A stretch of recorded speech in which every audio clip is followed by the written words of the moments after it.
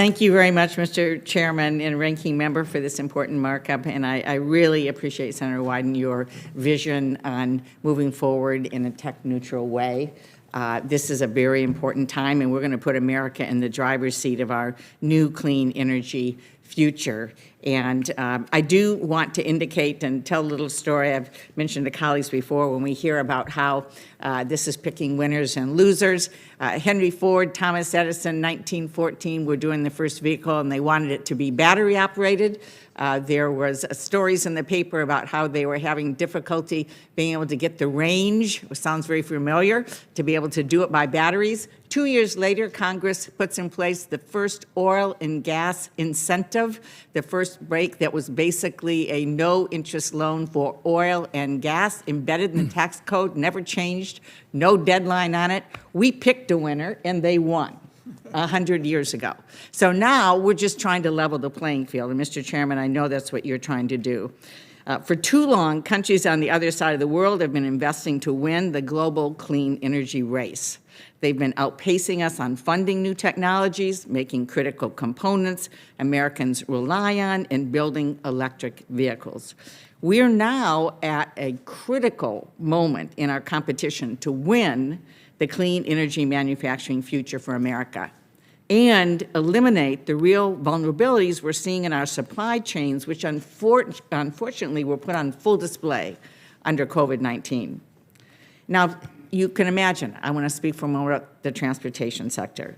We know that transportation sector is the largest source of greenhouse gas emissions, and it's clear that electric vehicles are a major part of our transportation future. The question is not whether they will be built, it's where they will be built, in Asia or America. That's why investing in the electrification of our vehicles, including our pickup trucks and SUVs and heavy and medium-duty vehicles, is critical to building a competitive American auto industry and combating the climate crisis. I'm very proud to have led the original passage years ago of the original electric vehicle consumer tax credit. Mr. Chairman, I so appreciate your including a robust, strengthened tax credit that both Senator Schumer and I have been working on. Thank you for including it in the mark. We know our automakers and workers are the best in the world. They're making the private sector investments needed to electrify our industry so we can compete and win, but they can't do it alone. And frankly, China has hundreds of companies making electric vehicles, and they have help. Over $100 billion of help so far from the Chinese government.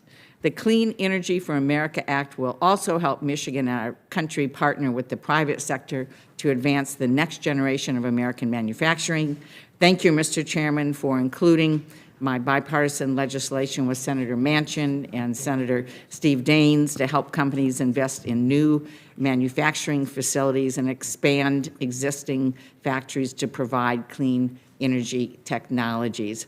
Importantly, it's going to help our manufacturers build the parts like semiconductors so we don't see the shortages we're seeing today. In conclusion, we are taking a giant step out of the past and into a better future today, Mr. Chairman. Instead of continuing century-old oil and gas subsidies, this legislation will invest in good-paying jobs that tackle the climate crisis and build a future that is made in America.